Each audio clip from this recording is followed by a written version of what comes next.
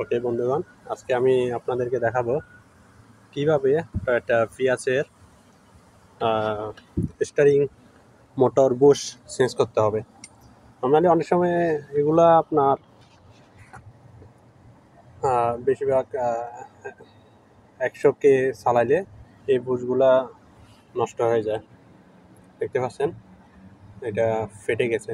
এটা নেই, এখানে কালোটা ফাটে নাই, তার ভিতর যে গ্রিন কালার বুশ আছে ওইটা ফেটে গেছে। দেখেন ওগুলা সব তাহলে এর ভিতরে অনেকগুলো আছে, এটা পরিষ্কার করতে হবে। মোটর তো আপনাদেরকে প্রথমে যেটা করতে হবে, প্রথমে আপনার এই জিনিসগুলো খুলতে হবে ড্যাশবোর্ডের। এমনকি এখানে দেখেন দুইটা সকেট আছে, এই একটা হলো যে কি গ্রিন কালার, একটা হলো হোয়াইট কালার। এই হোয়াইট কালারটা হলো যে কি সকেট এটা, আর গ্রিন কালারটা হলো যে ভিতরে ভিতরে এটা আমি এখান থেকে হাত ঢুকাই, তারপর খুলছি। এখানে হাত পর্যাপ্ত পরিমাণে হাত ঢুকানোর জন্য জায়গা আছে। তারপর আপনাদেরকে যা করতে হবে, একটু ছোট্ট একটা স্ক্রুর কারণে আপনার এই জিনিস এখানে আছে যে কি CD, computer, radio, gear liver Bush, এগুলা খুলতে হবে।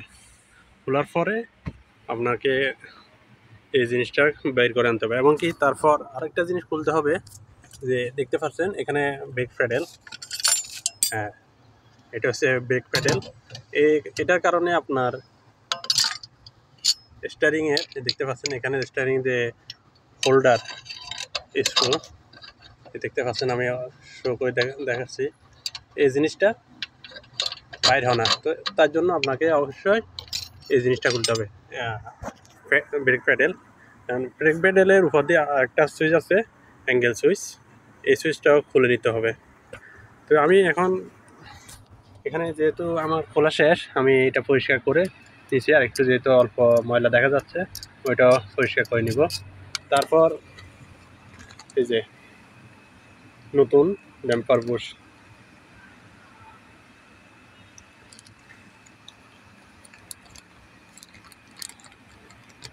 এটা লাগানোর পজিশন হলো, দেখতে পাচ্ছেন আপনি যে কোনো, এখানে কোনো লেফট রাইট নাই, আপনি যে কোনো পজিশনে এটা লাগাতে পারবেন। ওকে, এর উপরে আরেকটা প্রিমিয়াম আছে, bush premium, the black colour. এটা এখানে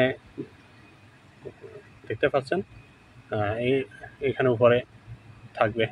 যেহেতু আমার স্টারিং র্যাকটা একটু বাঁকা হয়ে আছে, তো এটা পড়ে যাওয়ার সম্ভাবনা আছে।